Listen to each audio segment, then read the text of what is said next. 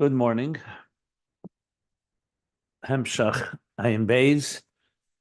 We are reviewing the conclusion of Hemshach Ayin Beis in context and informed by the Maimorim we've learned, namely Mik Hashem Elokeinu, Teira Er of the Alter Rebbe, Mittler Rebbe's long Maimer, almost 75-page Maimer, and other sources that we've been pointing out and emphasizing to try to piece together, in addition, of course, to what the Rebbe Rashab himself actually says, but also because he does not conclude the Hemshech, what would come afterwards, answers to questions that were not answered, as well as ideas that began to be discussed to get the complete picture. So overall, just as an overall summary, we know that Hemshech Ayin Beis' theme is interface, the interface between called divine and existence, or in more technical language, the divine that relates to existence with the divine that's beyond existence. And this is a complex process because we're talking about two diametric opposites in every possible way. And God wants it to be done in a way that works for us, not miraculously and not kol yochel, God's power, but we go step by step in our growth and our maturity and our development to integrate and internalize godliness into our lives. So it has to begin with us and our being in existence. That's why there was a tzimtzum in the first place, to allow for an independent consciousness. And then we climb the ladder, the stepping stones, as we use the example so often. There's a whole process, the whole cosmic order, the whole Seder Shtalshlus is all there for us. Only one reason, for us to be able to go step by step in that integration and actualizing divine awareness and consciousness in our lives. So obviously, we begin with ourselves, and from there we get to understanding the divine on our terms as it relates to us, and then slowly starting to understand God on God's terms, which is all relationships are that way. You begin with yourself, then you meet someone else, you get to know them. First, you get to know them through your lens, then you get to know them through their lens, which is the ultimate relationship, that it's not just on your terms, it's also on the other terms, and together you join as one. In this case, it's much more intense and complex because, as I said, God and us are not initially, we have nothing in common. Creator, creation. But God did create us in the divine image and gave us divine resources and tools and all kinds of abilities to be able to create this relationship, which we call to make a dira b'tachtenim, or the other expressions that are used in Chazal throughout Chassidus. So in this process, the Rebbe Rashab in Ayin Beis explains there's a malmata l'mayla. We go from the bottom up, and there's malmayla lamata. And that is essentially the general difference between tefillah and Torah, which are two of these resources. Tefillah is, generally speaking, malmata l'mayla, the one who prays from below reaches upward. That's what prayer is all about. Like a ladder, sulam mutzav arza, the ladder in Yaakov's dream, where the sulam, the ladder, is based on the ground and it reaches up to heaven. And then there's mamayla mata Torah, which is ata hareis ladas. Hashem reveals himself through Torah by matan Torah. So there you have both perspectives that I spoke about, seeing it from our perspective and seeing it from the divine perspective. So after a long arichas, a long elaboration for over 550 pages, from closer to the beginning of volume 2, in the edition that I'm using, into volume 3, to page 1349 to be exact, it talks about the Umata L'mayla primarily, because there's always overlap. So keep in mind they're always interacting with each other. It's not mutually exclusive. And then on page 1350, which is where we really began our review right now that we're doing after we've learned the whole Hemshech Ayin Beis, where we began 1350, and he says, Ma'ata, he says, so Torah becomes the main thing, Torah Eir. And that's where the discussion begins with Ner Mitzvah and Torah Eir, Ner Hashem Nishmasodam. What is a Ner? Candle. difference between a neshama and a mitzvah, and then Torah Oir is dafka Oir. So to explain that, that's where we began the Maimorim of the Alter Rebbe, the Mittler Rebbe, Mika Shem Elokeinu, as the Rebbe Ramshab himself actually cites on page 1352. And to explain that, the three aspects, the wick, the oil, and the light and flame that it creates, those are the three components of an air, which is essentially the Avodah that we're talking about, the Avodah of transforming the material world, namely the material world and the animal soul, into fuel for Malchus. That, to understand that, he started on page 1352 and said, I will explain this nearly. It appears to me, my way of explaining it, the Rebbe Rashab says, with the power of eyesight or vision, which is a very critical sense that we have, like when we say to see godliness, to experience godliness in a vision type of way. All the expressions of La'asad Lavid will perceive God, will see godliness. So he's using Er Ariya as the operative way of understanding this concept of Torah Er, which is the Hamshach Mamayla Lamata. But of course, it comes together with Mamata Lamayla because we can't separate the two, because there's no such thing as Mamayla Lamata without Mat Lamayla, or the other way around, Mamat Lamayla without Mamayla Lamata. Because essentially it's a relationship between two entities, and there's a constant interplay between going from the bottom up and the bottom top down. And that's where he went in to explain that there are three types of Er Mekabel. Well, let me step back one line I missed. So therefore there's a Er Mashpia and an Er Mekabel. That essentially is Mamayla Lamata, Mamata Lamayla. Er Mashpia is the classic example, is the sun, or as we'll soon learn and review, Zoh. In the Shtalshus, it's Zohar Ampin, the 6 midas. The sun is Mashpia. Mashpia be'etzem. And he explained the difference between them. And then there's Er Mekabel. Er Mekabel is the moon. But then Er Mekabel, there's 3 levels. The moon, a luminous stone, and eyesight, vision. That's how it all comes together. And he explains the difference between Mashpia and Mekabel, the differences between them. Helem, Gili and Helem, Er and Keli. One is be'etzem, a Mashpia, one is naturally a Mashpia, the other one needs Aveda to become a Mekabel. And with that, I'm reviewing now the pages all the way to, then he says, and the dogma of all this is Zoh and Malchus, the relationship between Zoh and Malchus, with Malchus being less Lamegamaklum. Malchus is the epitome, personifies the idea of Mekabel. It has nothing of its own, it receives from above and from below, the two interpretations, which we're in the middle of learning now. So he goes through a whole discussion of explaining the difference between Zoh and Malchus, using the example of Er Mashpia and Mekabel, the differences.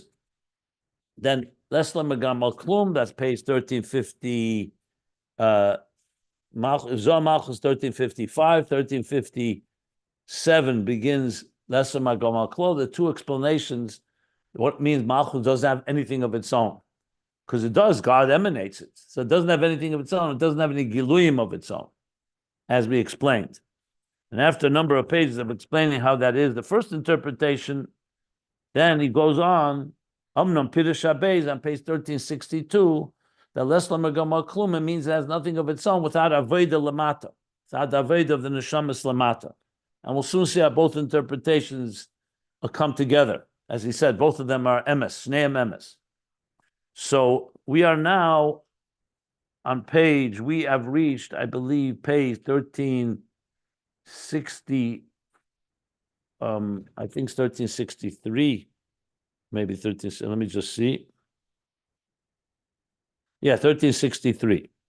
That's what we're up to. So now we've entered the second interpretation, Lesla Megama Klum, that Dafka Aveda. Dafka through the Aveda Mumata, the Mata. So to explain that, he goes into further difference between Zoh and Malchus. Or in the faculties, it's called Midas and Malchus. The difference between the 6 Midas and Malchus. And let's review, that's the last thing we learned, and let's review that now. What we've learned, and then we'll continue. So he said the difference, Dagam B'chinas Malchus Mechayas Elemis. I'm looking at the new paragraph in the middle of page 1362. Okay,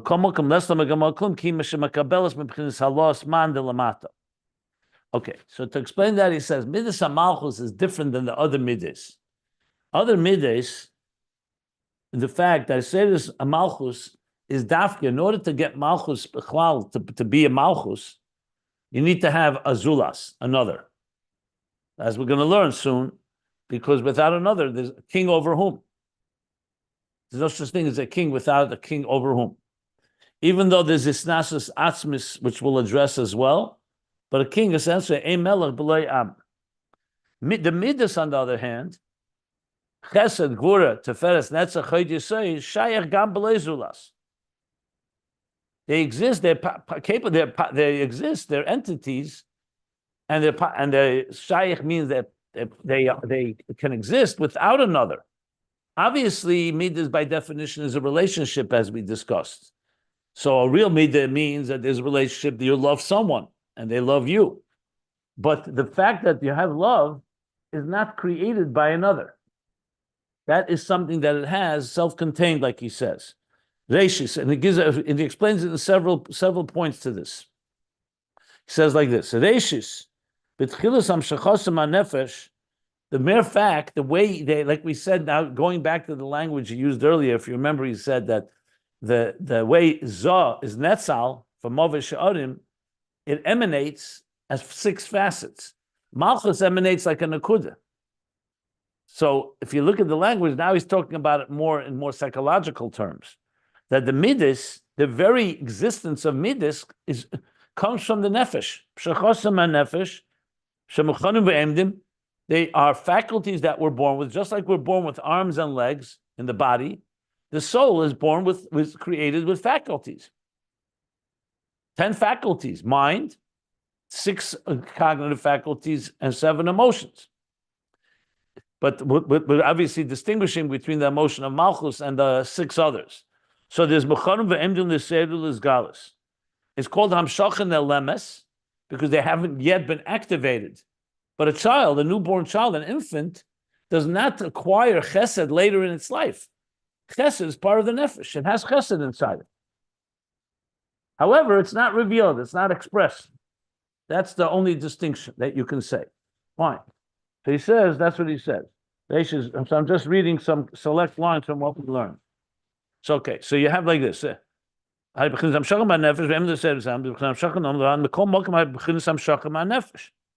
Like we see, a person who's fundamentally a kind person, that all of say is capable of being stimulated all the time with Tev and Chesed. He doesn't need somebody to have a feeling of love in his heart. A kind person feels kindness. Because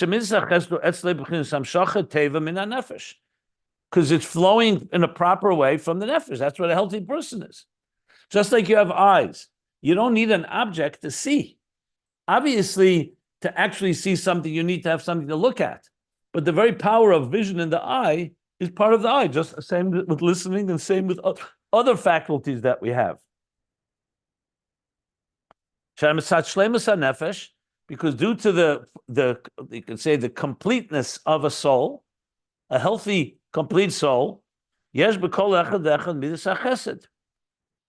has chesed. Not just has it, but it's a hamshachim ha'nefesh. It's an actual faculty that's being nimshach, that's extending from the nefesh. And that's why you see, continues, that there's some people who are kinder than others. But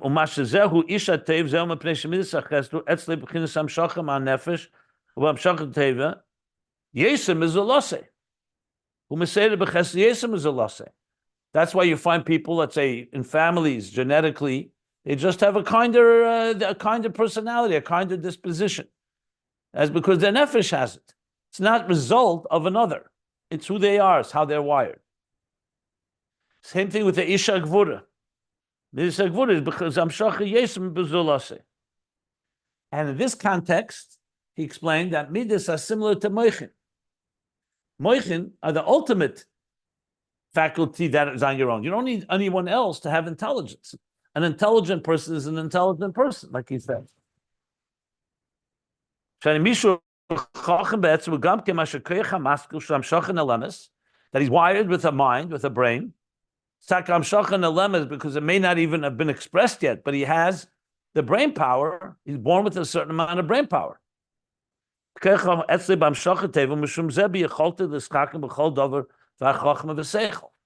why he's capable. Intelligence does not come as a result of an experience. It comes because you have a mind. And that mind is wired with intelligence in it. Obviously, if he's not going to be involved, a person could have a powerful brain power, but if he's not going to use his mind to actually try to understand things, he won't actualize that chachma. So it's like any faculty. A person can be very strong, for example, but if you don't use your muscles and you don't exercise, you don't act on it, it's there, your power is there, but it's not actualized. So in this context, midas are similar to mech. There's amshach and alemas. The nefesh has chachma bina das, and the nefesh has chesed gvura teferes, all the midas, and they're all functioning faculties that are amshach and alemas until they're actualized and stimulated, but they are active. He's going to soon explain that not only they're active, they actually also come into action as well, as we'll learn momentarily. But right now, they are active faculties. The difference, however, he says, is between Meichen and Midas. When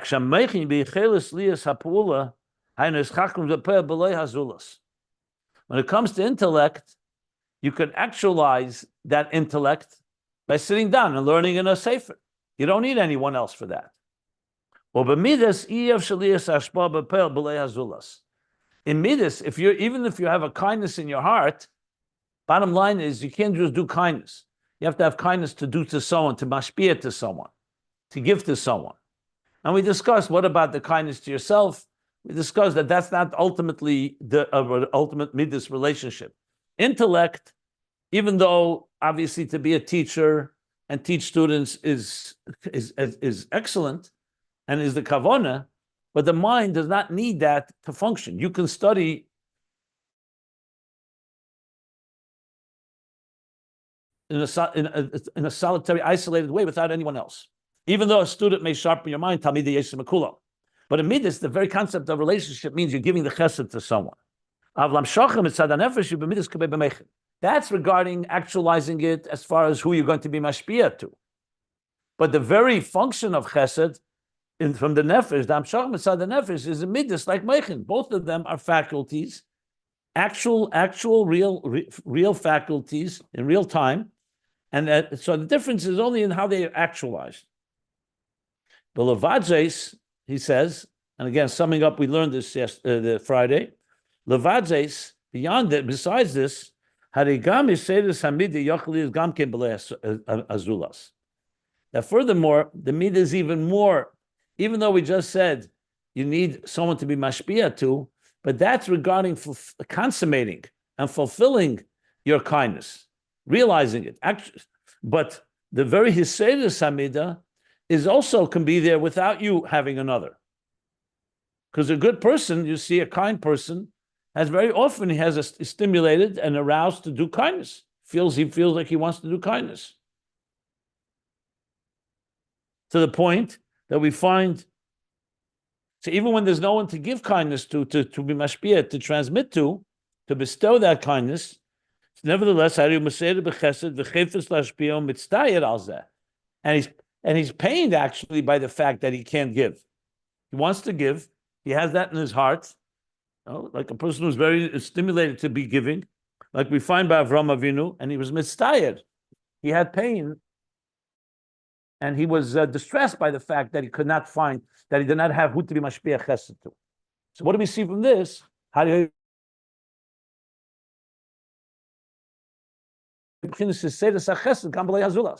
This shows clearly that there's the feeling of kindness within you. It's activated, but you can't fulfill it because you don't have anyone to give to. That's all regarding midas of Zoh, meaning chesed through Yisod. Now he's going to go back and let's discuss Malchus. And that's where we stopped, more or less. I'm going to continue now inside on top of page 1363. But if somebody wants to ask something over my summary or anything I've said so far, please do.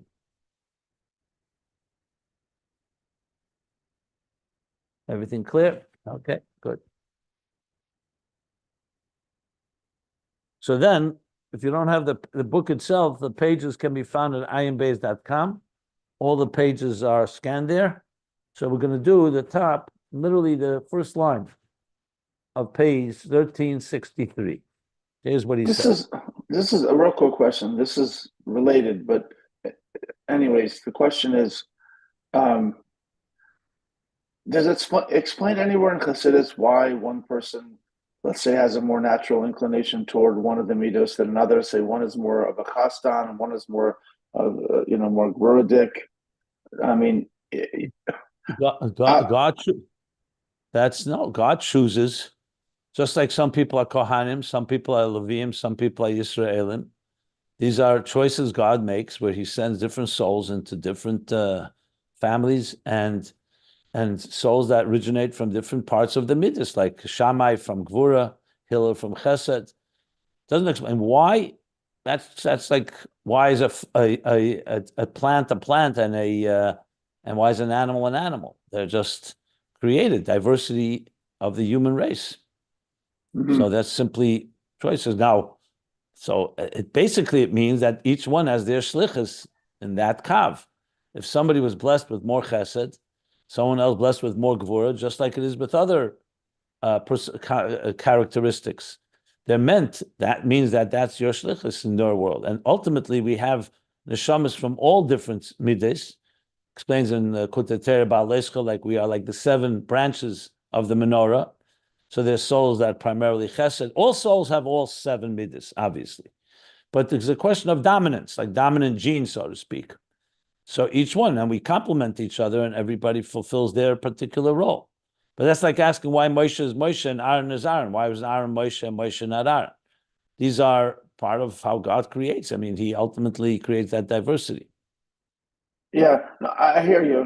That seems like there can be no other answer but what you said. But let's say someone is leaning in, someone's more of a chesed person.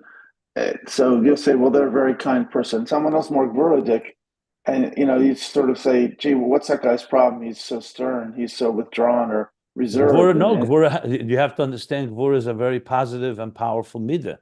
If we didn't have Gvura, the rain would come down in buckets and destroy the world. So Gvura is, I would use the word discipline, seasoning, channeling, regulating. There are people, you must have that. In the human body, if you only had chesed, only flow, without regulation, it would be just as destructive if you had Gvura without chesed. Yes, no, 100%.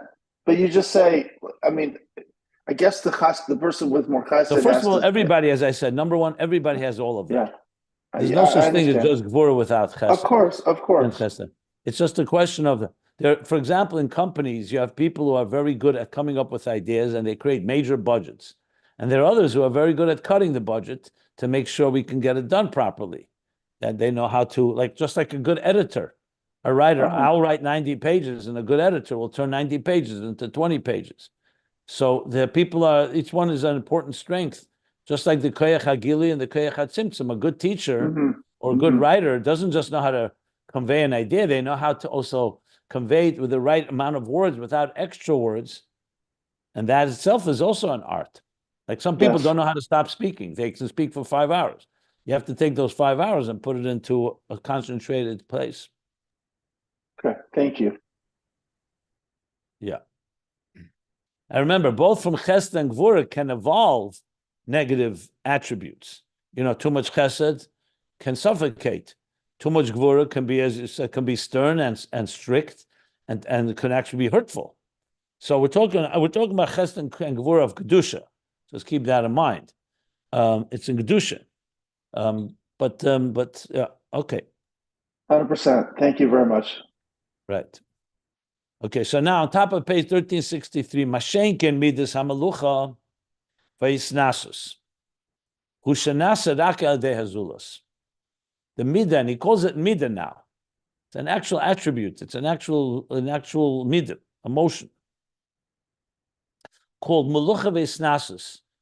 I've always looked for good words to translate them. In my book on the Omer, counting the spiritual guide to counting the Omer, I use the word dignity, but I also use the word sovereignty. That part of a person that is melucha ve'isnasus, the sense of leadership, if you wish, to be an authority. And I don't mean here authority in a negative way. I mean that you have a sense of you're the captain of the ship, so to speak. You're the melech. You're the king or the queen of your domain. So in that sense, he says, "Hishanasa araka idei azulas." This can only happen only through another. Whereas midas, the other is necessary to have the relationship, but the midah itself exists even without one. That's why you could have kindness in your heart, and you actually can have pain, be distressed not finding someone to give kindness to. But before we ask any questions, let's read, because obviously the immediate question comes up. What do you mean? We all have a sense of sovereignty, a sense of melucha, self-respect, if you wish, or dignity, even when we don't have someone else. The obvious question. But let's see how he explains it and contrasts it with the midas. Dagam, though the midas says nasis yeshna ba'adam be'etzem ba'asher hu adam. The mere fact that you're a human being means that you have a midah of isnasus. You don't feel inferior. We're not talking about things, by the way, that are acquired. The mere fact a human being has an element of a certain self-respect, if you wish, a certain element of sovereignty, an element of I'm careful, I don't want to use the word dominance, because the point here is not dominating. The point is more of a sense of you're in control of yourself. You control your circumstances. Again, I'm not talking about the psychological issues that many of us have called fears or insecurities, where we don't have that self-esteem. But inherent to human nature and healthy human nature is, Basheru Adam, is the midas nasus. And the Rebbe Rashab actually in the parentheses gives us an example for it. It says, V'yesh lemer, he says. You can say that Shazeo Mashakos, he wants to make it a little more palatable, or palpable, I should say. Milu, the kivshu urudu. So we look in the Chumash and Bereshis, when the human being is created, which is, of course, the best place to look at what are our inherent resources. What's our inherent nature? Not that which is acquired, for good or for bad. That happens through our environment, we call nurture versus nature. The natural human being, so he says, the Eibishter says, after he creates Adam and Chava, B'Tselem Elokim, and then he says, and separates them, and says, then come together, and he blesses them, Peru Revu, be fruitful and multiply. That's the pasuk that he's referring to. Milo asa aretz, b'kivshua, fill the world and conquer it, meaning to conquer the elements, to be like a melech. That's isnasus. Human beings, though they're physically weaker than many creatures out there, yet their intelligence and their very personality type is one that conquers. And again, conquer here doesn't necessarily mean a warrior that is going to battle. It means that you tame the elements. You take a wilderness and you build a home there. You clear out the wilderness. You get rid of anything that is dangerous. And when we civilize our environment, B'kivshua urudu, and you shall dominate, like he says, over all the creatures of the world. So in other words, inherent to the human being is this element of isnasas. This is called element of Malchus. That's Malchus dekait. Animals don't have that. They have that perhaps in their own species. Each one, wants to, they always say the king of their species. And I forgot what they're called, the top hippopotamus, the top elephant, the top whale, or, in the hierarchy. Alpha, like the alpha. Yeah. Not alpha, there's another word for it. There's like they call it the king of the brood or something. He's like the, you see it in a lot of the nature shows. They show this, the one that controls his harem, so to speak. Anyway, but that's within their species. A hippopotamus is not going to, the king hippopotamus is not going to dominate over human beings or other species. and has no interest in doing that. Where the human being has this inherent nature of, again, I avoid words like control, but it means control, but control in a positive way. There's not control as in a negative way. There's someone that's just wants to dominate and control everyone. The idea of hisnasus, of a certain state of a feeling of hisnasus, of exaltedness, of superiority even. But not a superiority complex, but more of feeling that dignity that you own the world. And that's what God blessed us with. Obviously, with the goal of transforming the world, not destroying it, and not selfishly, but like we say, B'shvili nivra elam, chayev adam leimer. And maybe this is a good example. In the Mishnah, it says that the human being is the only species that was created an individual, singular. All other animals were created in herds, in groups. The same thing with plants and the same thing with mineral. God didn't create every stone separately. He created min hademim, the mineral world. Human beings are created individuals. So the Mishnah says, the fikach nivra adam yechidi, says, why was a person created as an individual? Teach us that chayev adam leimer, that a person should say, b'shvili nivra elam, that each of us carries total responsibility, that the world was created because of me, and he explains clearly, because of me, not selfishly for you to consume its resources, but for you to be responsible for the world. That's where he brings the classic halacha, that when you save one person, it's like saving a world. Because a person is like a world in that sense, a universe. So all that demonstrates that the human being has a certain dignity that other creatures don't have. And that dignity, I call it dignity, but it's really a sense of superiority, a sense of being the king of the world. We have that feeling that we want to rule the world, but rule it, the kavanah of turning it into a home for God, not rule it for our own goals. But the fact is, the malachim of the world, the kings of empires, they turned it into their own personal goal to become a leader and to dominate over countries, over people. But in essence, it's rooted from Malchus, from the Malchus and Isnasus that were created with that sense of the, like we say, the master of the house, so to speak, the master of your domain, the master of the world. Again, all in positive terms. So he says, so uksiv timshaleu b'maisi yadecha, that you shall rule over it with your action, that the human being was given the koyach of ruling, of governance. The Efsher, the Rebbe Rashab continues, say yesh leimer. Interestingly, the Rebbe Rashab, even though it says in many places that midas heisnasus is part of the human condition, but the Rebbe Rashab is adding the yesh leimer to explain, to give us some real practical application of it. The Efsher, the Rebbe Rashab says, and maybe, perhaps you can say, that this is connected to our power of free will. Shenitna la'adam, that was given to the human being, again, exclusively. Animals don't have free will. They follow the clockwork, the wiring, the way they were shaped and created. That the human being was the power to control, to dominate over nature. Like, for example, you can't expect a lion or a tiger or any other animals, tell them Yom Kippur comes, today you fast. No, they're naturally wired to be, when they're hungry, they're hungry. When they're not, they're not. A human being can be asked that even though you're naturally hungry and you want to eat, and for good reasons, your body says you're hungry, you need fuel. But you have bchira, you can control your emotions. You can't expect an animal, or for that matter, a plant or mineral, to change and control their nature. There's no such concept of self-control or discipline. And that's never meant to be that way. That's the nature of existence. Human being was given this additional koyach bchira, like he says, the Rambam says, that's actually some of the an element of the divine image in which we were created.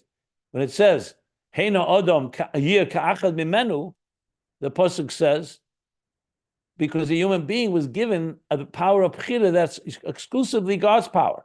Because nothing in existence has true free will. Everything was created with a particular personality. And it cannot change that person. You can't change your colors. The fact that a human being has free will as Bechira is actually a divine gift. But a human being, but the Rebbe Rashab is connecting it to this Koyach HaMemshala. That means you have something that is unique and more powerful than all other creatures who cannot change their behavior. Ubederech klal hu inyan moyach shalat al alev, which is yet another interesting connection here. And in general, this is the concept of the mind ruling the heart. He speaks about in Tanya, chapter 12 from the Zohar, Pinchas, the concept moyach shalat al alev, that generally a person, an emotional creature, how could the mind control the emotions? The emotions are impulses. I mentioned before, you're hungry, you're hungry. And yet we were given naturally, the Alter Rebbe as there, B'teva Toldase, we were born with the capacity of self-control. You can't control the impulses of your heart. You could also not control them if you don't use your mind. Obviously, the impulses will take over, but you have an ability to control them. And we see this. You can have the biggest temptation for something, and you're completely seduced and consumed by it, but Moyach has the power to stop. You could say, no, it's not a healthy thing to do. It's not constructive. As much as I desire it, as much as I lust for it and want it and covet it, you could stop yourself. That is uniquely human. He's connecting that to the Koyach HaBechira, which is interesting. I have to think about that because I have not seen when you learn Tanya, they connect Moyach Shal Talav to Bechira, but the Rebbe Rashab clearly says that's Derech Klal in Moyach Shal Talav. Okay, that's another discussion to analyze it further. But bottom line, this parenthesis is giving us some practical application of what he's saying, that we have midas snasis b'teva adam, what he calls ba'adam be'etzem b'asher hu adam. So why are you saying that snasis and Malchus is tali and the zulas? It's therefore no different than chesed and gvura, seemingly. Chesed and gvura we also have naturally, inherently. And then, yes, you need another to give chesed to bestow kindness, to be mashpia. But why are you saying, he says, this is the qualification, hagam, this is nasid yeshna ba'adam be'etzem. So why are you saying they say this is dafke rak al yidei azulas? He's going to, of course, answer that right now. But the first thing is established that there is a midas nasis in the human being. But kol mokim, let's see how he responds. Hu betachlis hahelim benafshe. That's what makes it. It's utterly concealed in the nefesh. The eina b'chinas hamshachim in hanefesh, and there's no manifestation of it from the nefesh. Gam loy b'chinas hamshachim elemes gam kol kach. Not even like we spoke before about midas and moichin, that there's hamshachim elemes. In other words, this midah of Malchus has there's no presence. It manifests in any way. I know the obvious question you're going to ask, which I'm also asking. 1 second. We know people have that need, that is nasus he just described. If a person, let's say, comes and wants to rule and govern, he can rule and govern even if he can want to rule and govern even if he has no one to govern over. So it's true, you need a zulas to govern over, to have that sovereignty over them, or over it, or over whatever it may be.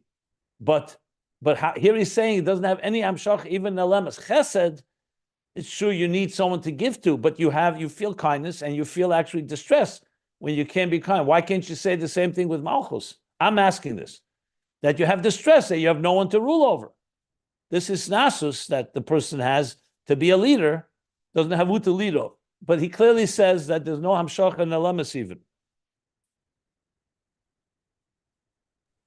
Can you take a quick question? Well, I'm 1 second. Since I'm in the middle of my own question, I want to just. Okay. I want to just. That's. I don't want. Let me just finish another line.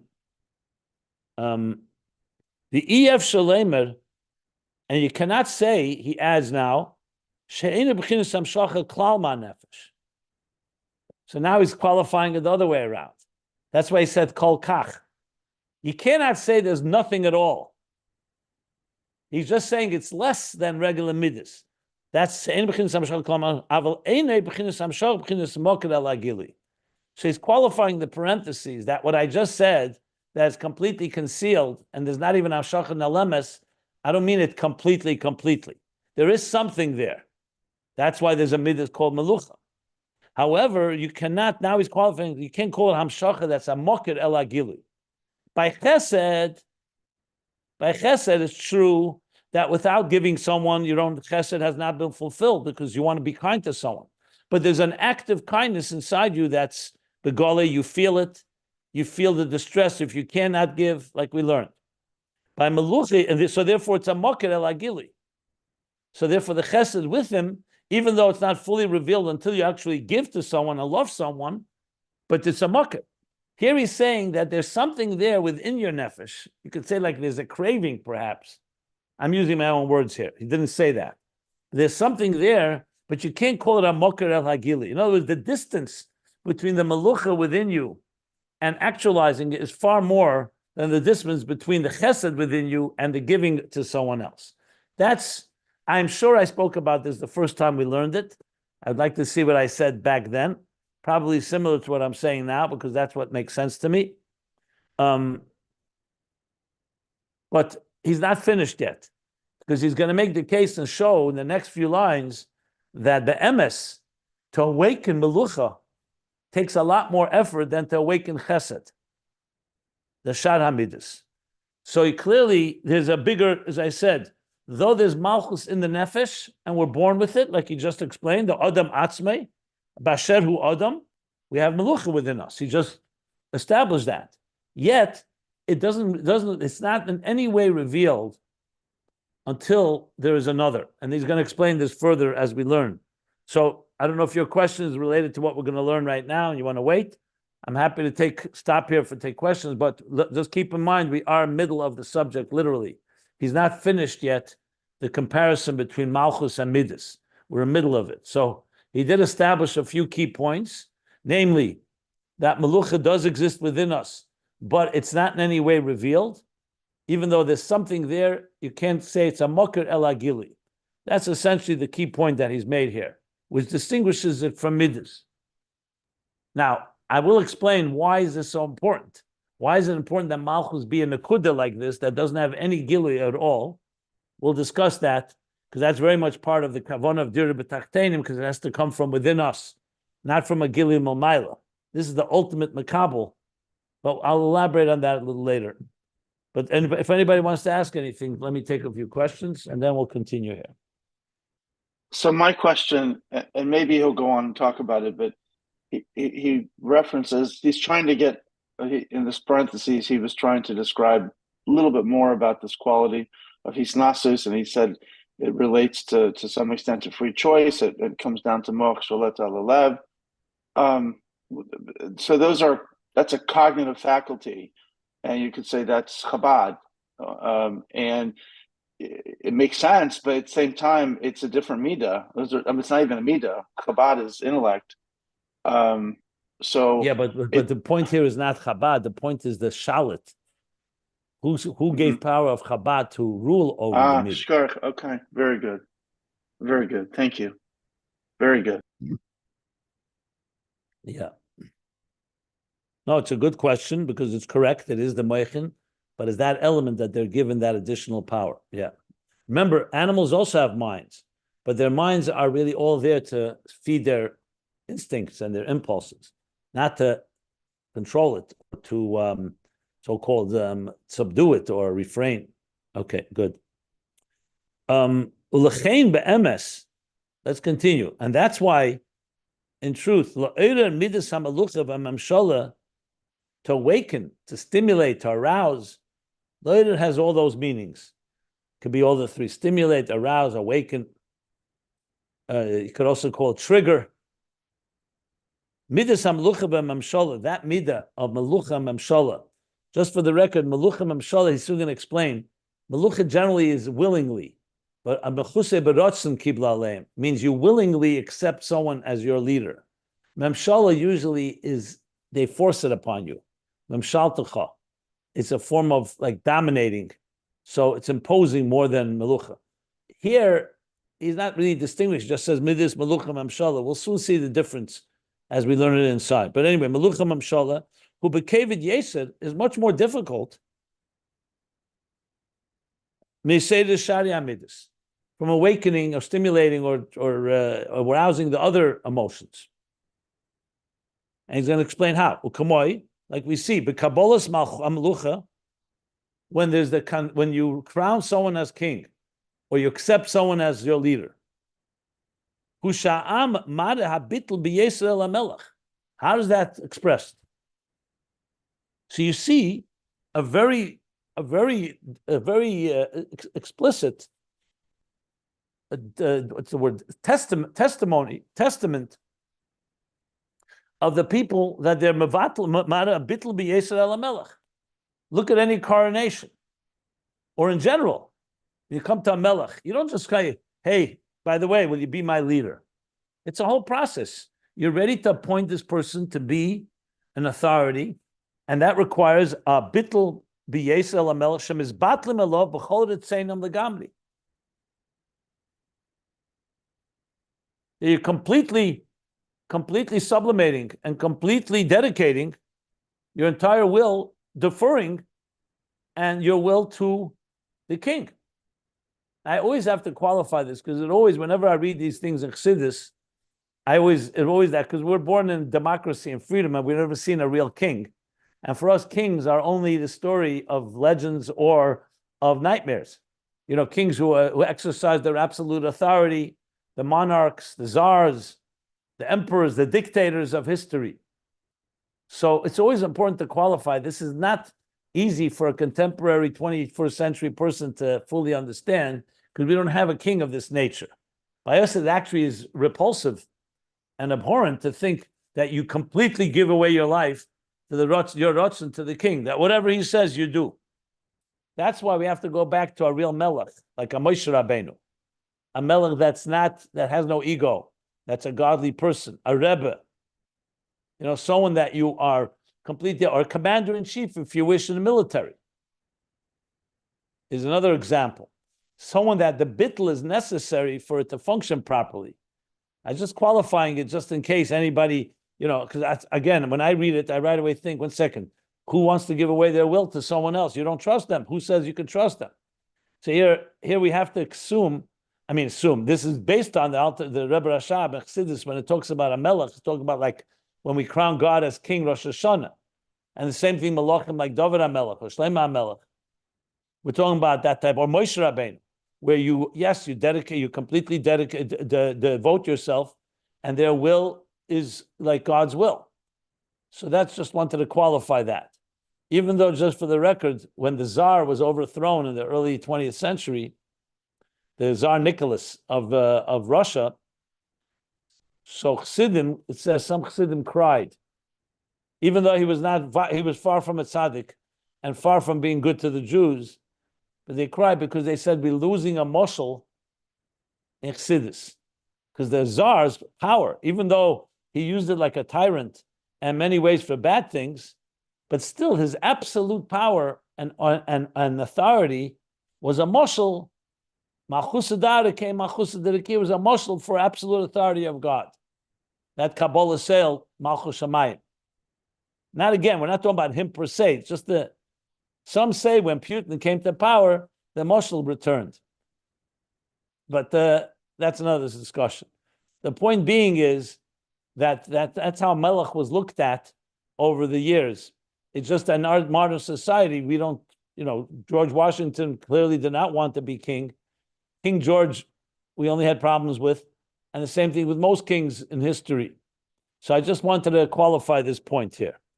So bottom line is, what he wants to say is, this crowning or accepting the king requires a lot more work, because it requires a total bittul of your rotzen. And that type of bittul, when God sees, or a true melech sees, that you're completely accepting him, that's a way of awakening the midas hamalucha v'mamshala.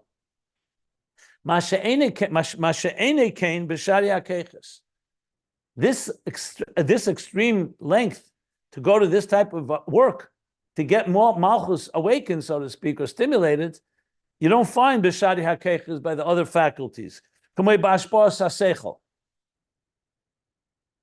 Let's talk about Hashpas HaSeichel, a teacher. So Shegam Kain Ba de Bitla Makabel. So you come to your teacher. The teacher, let's say, is living in his own little world. But by showing him that you're hungry and you really want him to teach, so that the Bitla Makabel Shareitze Ba'ashpa. The Bittul Makabel to the teacher can in turn awaken that the teacher says, okay. Basically, essentially, it's that you see the Makabel is drawing out from the teacher the will to teach. But that is eine klal be'efen bittul kazeh kamei b'seres midas hamalucha. You can't compare it at all. In the eighth of the bittul of a subject to a king, a student to a teacher is not. There's a level of bittul, correct, but not to that extent. Why is that the case? If Malchus, the midah of Malchus inside the king, the person, is inherently there, like we said, just like the other faculties, then it should take the same amount of effort to get chesed out of you, or to get intelligence out of you. Should take the same amount of bittul to get the kingship out of you, the leadership. He says that's not the case. Why is it? So why is it taken need so much bittul? He says because the melucha benefesh, the keich melucha, you need to draw out from a place that's far more concealed, and even though something is there, like he pointed out before, but it's very distant. So in order to draw that out, again he says kol kach, because it's not the chesed or seichel. Both of them are amshacha, at least in alamas, and they exist inside of you. So in order to draw that out for you to teach or to you to bestow chesed, doesn't take as much effort. But since Malam Malchus is far more hidden, or you could say dormant, within the soul, that's why it needs a lot more effort, that bittul. Umakolshkein, and certainly, and even more so, before we said the other point that there's the midah of chesed, for example,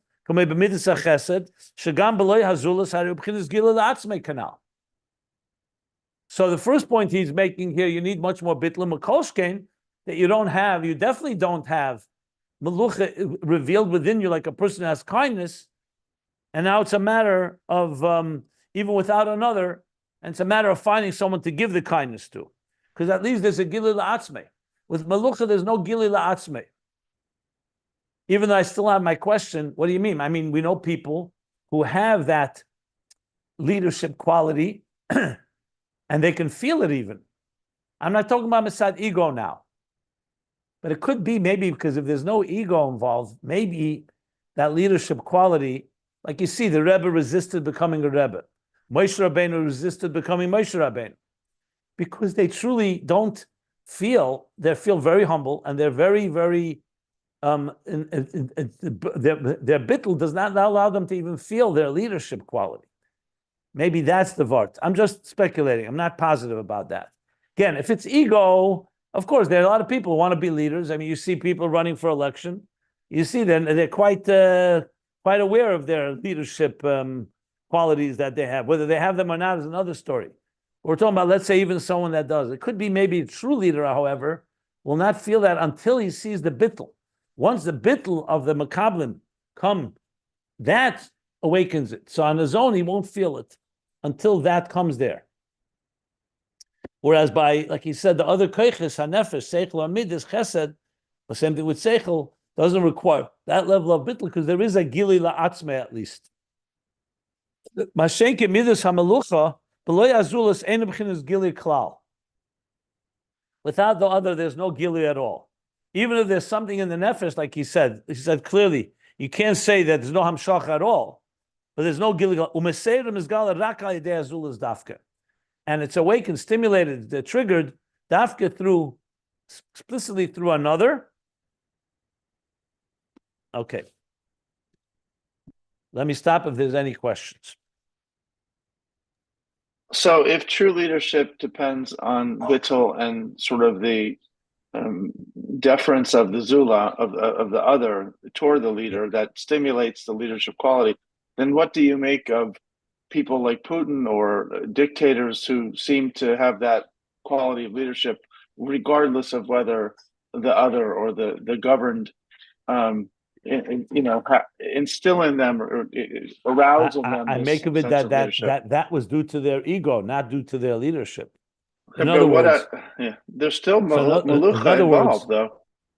no, even if they have leadership quality, but why it's revealed in them, and that's why they're driven to lead, is a result of their egos. That's what I was trying to suggest. Whereas a Moshe Rabbeinu would never have been pursued leadership. He had to be almost forced to do it. So that Putin didn't have to be forced to anything. He pursued it. So I would say that pursuit is not necessarily a leadership quality. The pursuit comes from somewhere else. He may have a leadership quality as well. He may or may not. I don't even know. Who knows? Are you saying, well, what other, ego is a big word. When it comes to Kabbalistically, are you saying it's netzach? Or are you saying it's a Yetzer Hara? No, ego can be complete selfishness. It could be narcissism. Doesn't have to be a positive at all. Uh-huh. In other words, true leader will never. It says kol haberech min hakoved. A true leader will always run the other direction. It's a whole story. The Baal Shem Tov has a beautiful Torah, difference between Korach and Moshe. Korach wanted leadership. Moshe did not. But Korach thought Moshe was like him, that he wanted it. That's what I was suggesting. That true leadership is something that remains dormant until something outside of you really awakens it. Putin was not waiting for people to demand that he become leader. He made himself leader. That's a very different drive. Now, whether he has a quality of leadership or not, I can't tell you. Did Hitler have a quality of leadership? I mean, he had an hypnotic power over people. I don't know if that's called Malchus or not. That's another discussion, whether these cruel, evil people were real leaders or not. That's another discussion. I'm talking here, he's talking not so much what's a true leader. Here he's talking more that true leadership is something that's dormant until there's something really that like the difference between drawing fire out of a hot coal and drawing sparks out of a flintstone. So one requires a lot of effort. So there's melucha in the nefesh. However, it needs a very strong bittul, like he says, this hard work of complete bittul of the am to the melech to draw it forth. Whereas the midas don't require that much. That's the punchline, really, what's going on here. Thank you. Anybody else wants to comment or say something? Or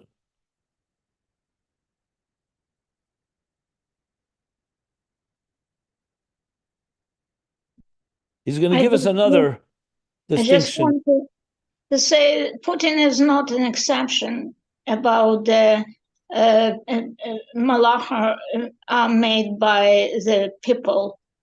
People did him. People made him. If not these people, he would never rise to the power. He is not an exception. He is a confirmation what you just said. But did you think he didn't aspire to being the position until the people insisted? He was made by people. That's not the question here. That's not the question. Of course, you can't be a leader without people. But we're talking about, does the person have the feeling of leadership before the people come and so-called demand it or draw it out of him? That's the question on the table.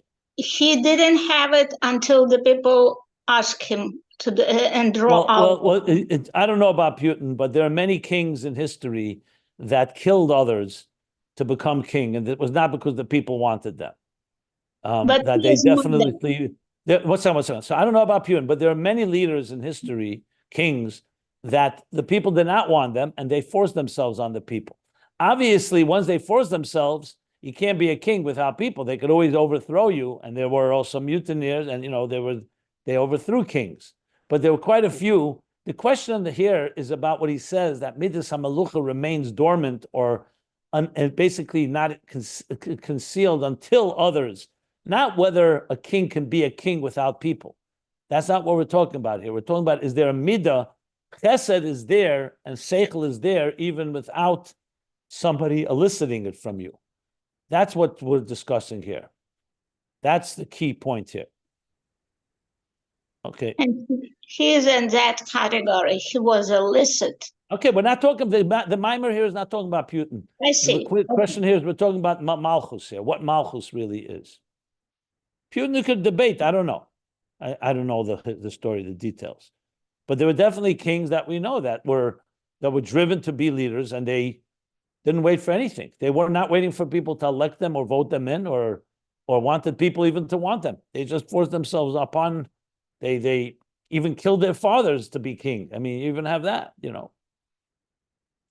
Okay. So I was trying to explain that would be not coming from Melucha in them, that's coming more from some other, you know, that could be from their evil side, you know. Now, another distinction, let's just finish the paragraph. Another distinction between Midas and Melucha is this. V'gam de chesed gvura yochelius loyal nefrodim dafke. To give kindness or discipline is possible even on those that are not strangers to you. You can show chesed and gvura to your own family. The gam abonim, because also on children, shayachin hamidis the chesed gvura. The midas, the emotions of chesed and gvura are also on your own children. Mashenke midas hamelucha ve'isnasus, the feature, the virtue, the midah of leadership and exaltedness, kingship. Eina shaykh alabonim. That's not possible on children. V'gam loy al oyavim ukahai gavin, and also not on people who love you, meaning beloved ones. Could be relatives or other people that are close to you. Rak al avodim v'nefrodim dafke. It's only on servants and those that are separate from you, that they have no blood and biological connection. So for a king to get up and say, I'm a king over my family, over people who are my friends, it's not real kingship. Real king is over people who are not in any way, don't have any blood connection to you. And this is also for the reason mentioned above. Because the midas of chesed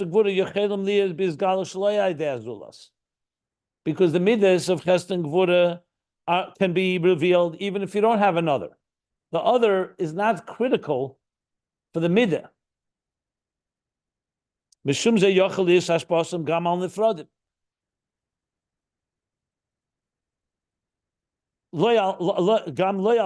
Rather. That's why the hashpah can be even on those that are not separate from them. Because they already have the midah. If it was completely dependent on those separate from them, then that would require, that's like that leap that Dafka Malchus had. Malchus is not possible without another. That's why it's Dafka on those that are completely separate from him. So that's another additional point to show how Malchus reaches and is connected to things that are completely separate from the original entity.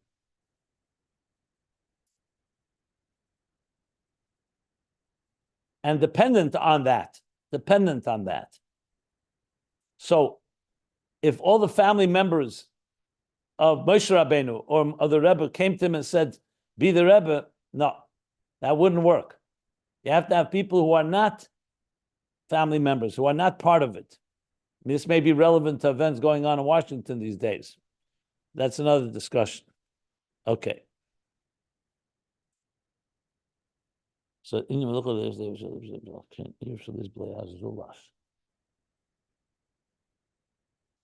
words, children and those that are close to you can't really be called a true other because they're part of who you are. And Malchus, therefore, Midas can go also to them. But Malchus is connected dafka to a zulas, something outside of you that is eliciting and drawing out from you this Midas nasus. Very interesting point. Yet stems very much with the Torah of the Baal Shem Tov with Moshe about how much you aspire. Do you know the expression Kol habarech min hakavod? Someone that runs away from honor, the honor pursues him. And anyone who pursues honor, the honor eludes him. And I remember the Rebbe once saying, running away from honor doesn't mean you're running and looking over your shoulder to see if it's running after you. It means you actually are avoiding it by all means. It may be connected as well to this whole topic.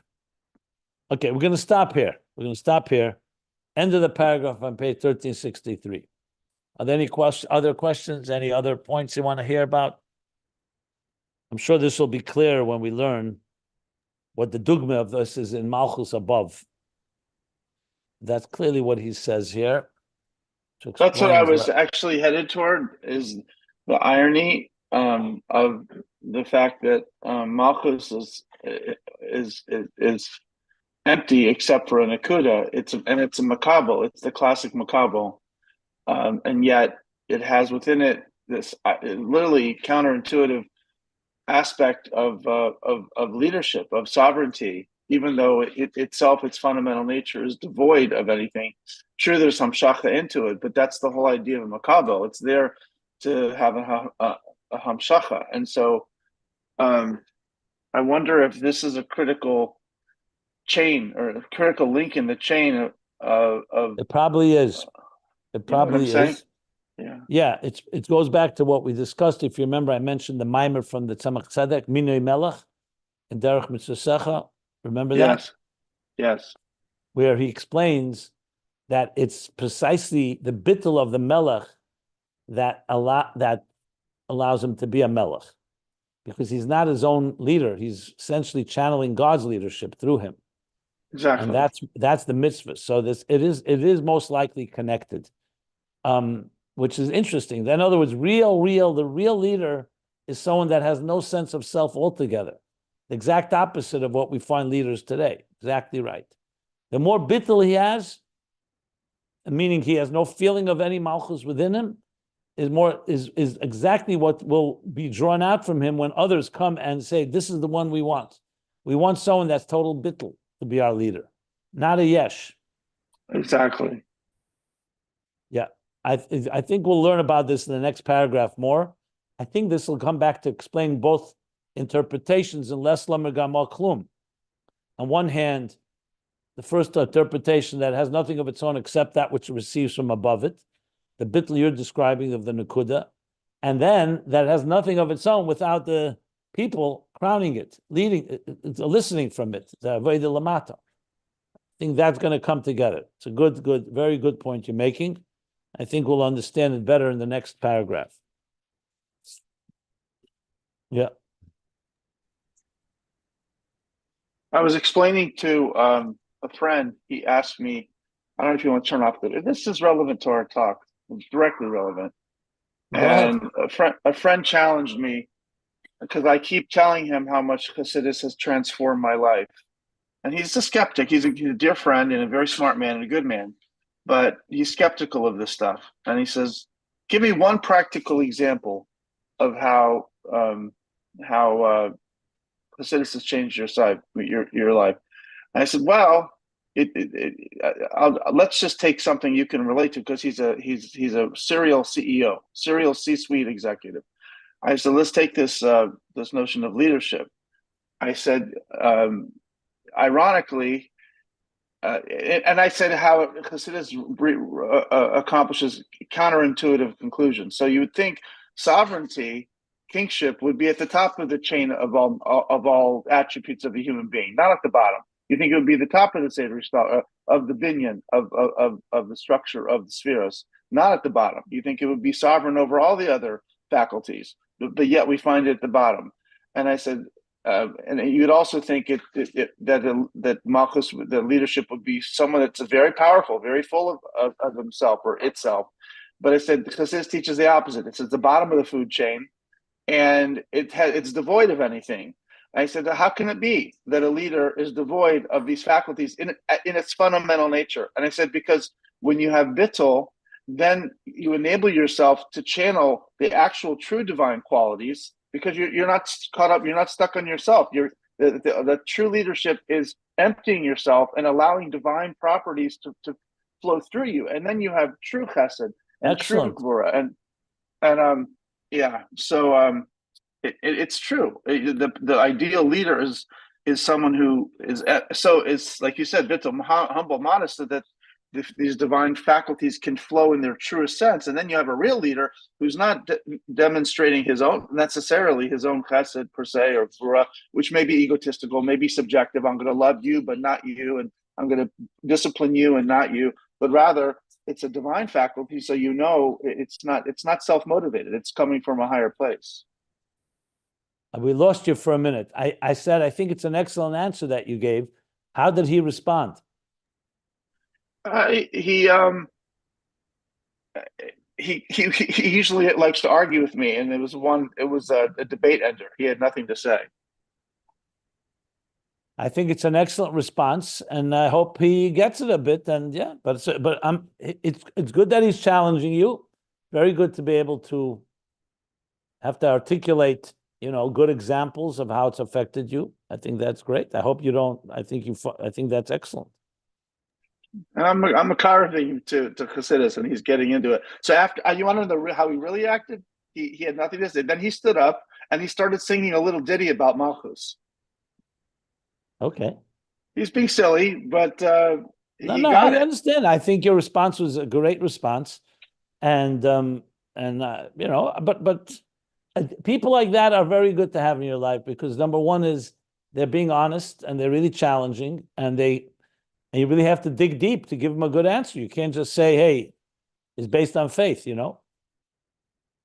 Yeah, I said it challenges me because it's intellectually challenging, and it uses logic and reason from some fundamental principles to reach conclusions that are counterintuitive. He said, "Give me an example." So I decided to pick out Malchus because it's a good example. And we happen to be holding there in Ayin Beis, so I had it right at my right. No, I think as I said, I'm glad. Good, that's great. Good to hear. Thanks for sharing. Sure. Well, thanks to my teacher. Couldn't have given it over without your teacher. Yeah. Well, I have many such people in my life, the skeptics, and I find them to be very they essentially enrich life because they, as I said, force you to really have to articulate in a way that doesn't assume anything or take anything for granted, Yeah, 100%. Yeah. Okay, so let's stop here. You wanted to say something else? No, I had nothing more to say except that I talk about Chassidus a lot in my side private life with my friends and family, and that's good. Most of them are just very happy for me, but some of the skeptics, they love to challenge me, and that actually those are the people that are the most helpful because they force me to explain it rather than just say, "Oh, yay, rah, rah." I agree, Tor. That's why I'm glad to hear that. Very gratifying. Yeah. Yeah, 100%. Let me stop here. I'll stop the recording. 1363.